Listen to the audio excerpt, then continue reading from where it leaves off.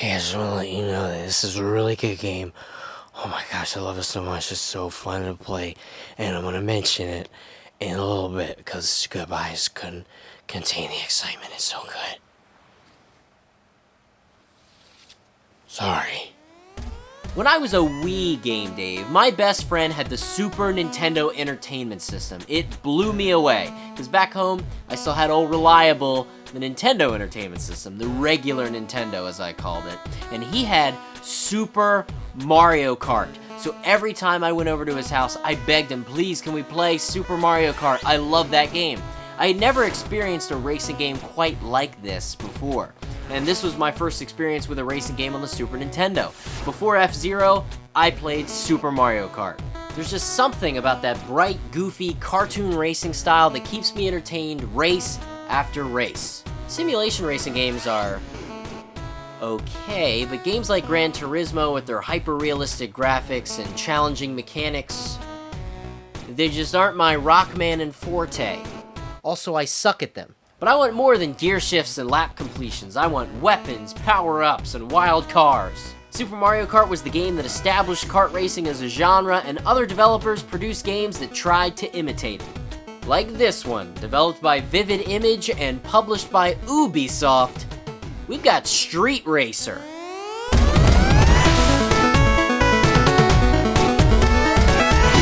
So can Street Racer for the Super Nintendo truly compete with Super Mario Kart? I mean, it does have a Pog offer inside, and we all know Pogs have really stood the test of time, haven't they? I mean, just everybody plays with Pogs, right? That's still a thing.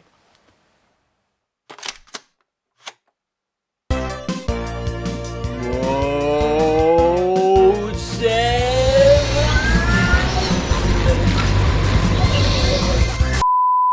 As with most SNES racing titles, it's all about Mode 7. See, Mode 7 was a fancy graphics mode on the Super Nintendo that allowed background layers to be scaled and rotated, which kind of gave the illusion of depth. It's three-dimensional, kids! How about that Z-axis? I bet you like that Z-axis, don't you? That Z-axis coming at you. Coming at you. Now, just on the main screen, Street Racer has Super Mario Kart Beat with 4-player simultaneous racing. Get out that SNES multi-tap you never use unless you're playing Super Bomberman or Tiny Toons Wacky Sports Challenge, and race with up to 3 of your friends, if you've got any.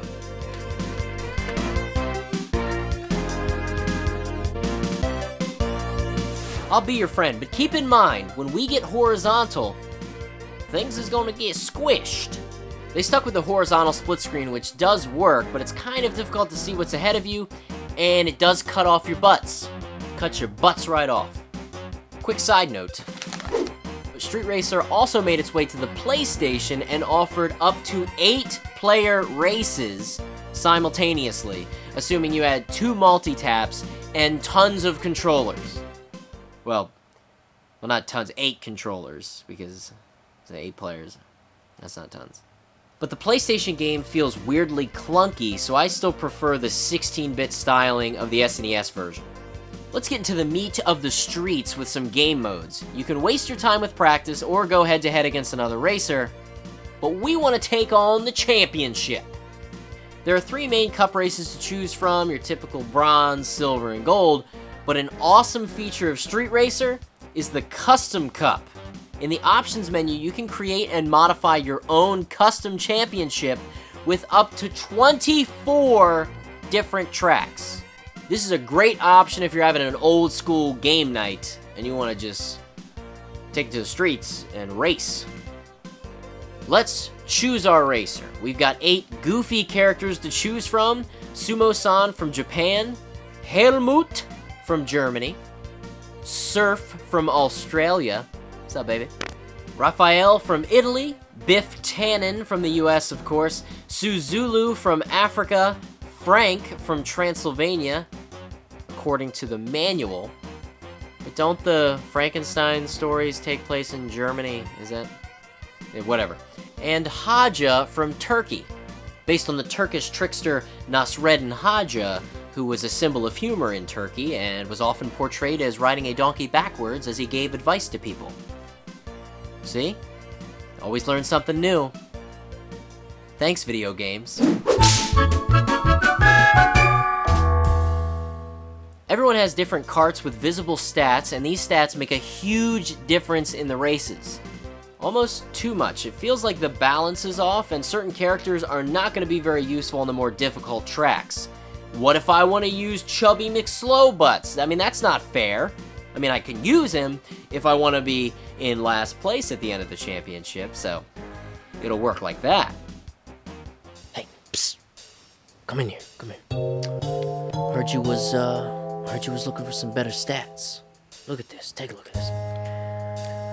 So on that driver selection screen, bring this up, you go X, Y, X, Y, X, Y, and then you hold that X. Starting to feel that? And you take that D-pad, you start rocking that D-pad, man. Custom stats. Yeah, I'm trying to read. Oh shoot! Man, you call the cops?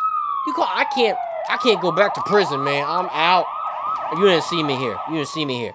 When race time starts, things are gonna get a little bit, pixelated. But that's alright, let's give Street Racer a chance. All of your expected kart racing maneuvers are here: acceleration, turning, and hopping. The problem is you hop by pressing up on the D-pad, which sacrifices a lot of your control, and the power slides and drifting from Super Mario Kart don't seem to exist. Hopping into turns may give you a slight boost, but I've certainly never noticed it. But you can go in reverse by holding down. You can't do that in Mario Kart, so you take that, Mario. You can't do this. You can't go in reverse in Super Mario Kart. We've also got a little road rash action here with the ability to punch the other racers with L and R, and you also have a shunt-like attack that knocks racers beside you out of the way by pressing A. This isn't a power you pick up, it's more of a character-specific ability that has a short cooldown and you can just keep on using it. When you press X, you have another move you can perform that attacks racers in front of you. And your vehicle does have a health bar, and if it goes all the way down, then nothing happens.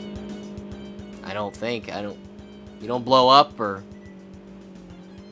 maybe it slows you down. Again, it's barely noticeable. The only pickups on the track are turbos, repair kits, and bonus stars. I'm sure you couldn't see them because the tracks are garbled messes of indistinguishable pixels. But you're gonna need to pick up those blue blob things. Those are your turbo boosts, and you are going to need those on the later tracks. It's rare that you'll stay way out in front for an entire race, and that sense of last-minute victory really works in this game. Oh, and I forgot to mention, watch out for the random bombs on the road, because they're there. I don't know why. They come out of nowhere, much like the random street obstacles that sneak right up on you, and you can't get by them. Oh, this is gonna waste some time. The graphics may be crunchy, but everything is really bright and colorful, and has a lot of, pizzazz. I feel like glitter should be shooting out of my fingers. Pizzazz. And you do get a full screen view of the race with no split screen like in Super Mario Kart. Of course, most of that view is just filled with the sky, so I'm not sure how beneficial it really is. The frame rate seems to be buttery smooth, and from what I understand, the PlayStation and Saturn ports actually ran at 60 frames per second. Oh man, what year is it? Now, these other versions have a cleaner graphical style and some neat background effects, but I still prefer the SNES release. Besides, this is a battle against Super Mario Kart. Let's keep it all on the same console, people. Game day, but what about that version on the original Game Boy? You gonna talk about that? Well, you thought the graphics were messy before.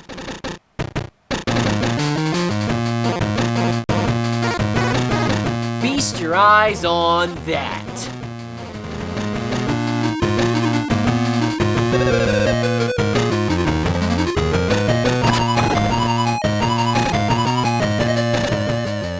I can see why there was no Super Mario Kart on the original Game Boy. It wasn't ready. The technology wasn't ready. The Street Racer's tracks feel narrow and winding compared to the luxuriously wide lanes of Super Mario Kart, which makes it more difficult to stay on course. That combined with the constant use of turbos gives you this false sense of speed. As soon as you get a grip on the controls, you should be able to inch out a win. Coming in first is important, but you also receive bonus points for picking up stars on the track, having the fastest lap or a perfect run, and even punching people during the race. Sportsmanship! So technically, you could get first place overall without ever getting a first place finish. I feel like that's weird. But get this, when you finish a race, you can watch a replay from any driver's perspective, and you can change the camera angle. Whoa! This is a really neat feature, though occasionally you might come across this weird glitch I found.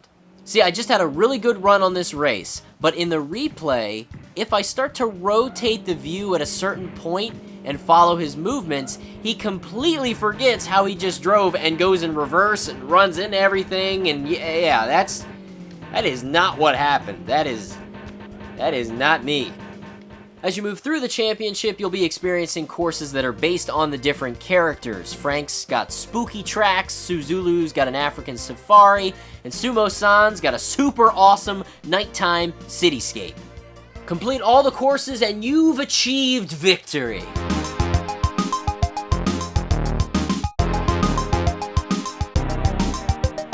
That's it? That's the ending? This ending...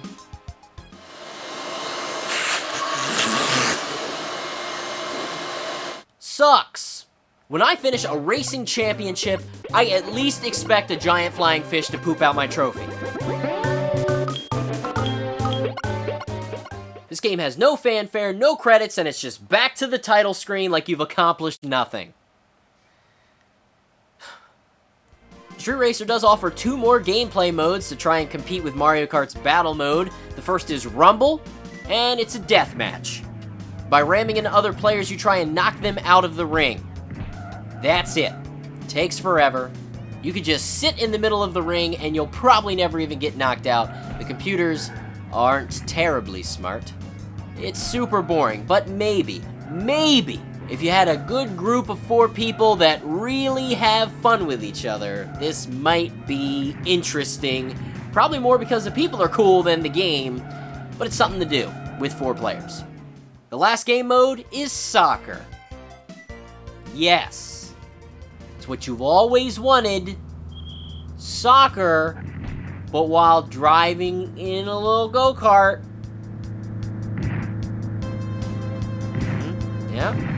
Yep, there it is. That's what you wanted.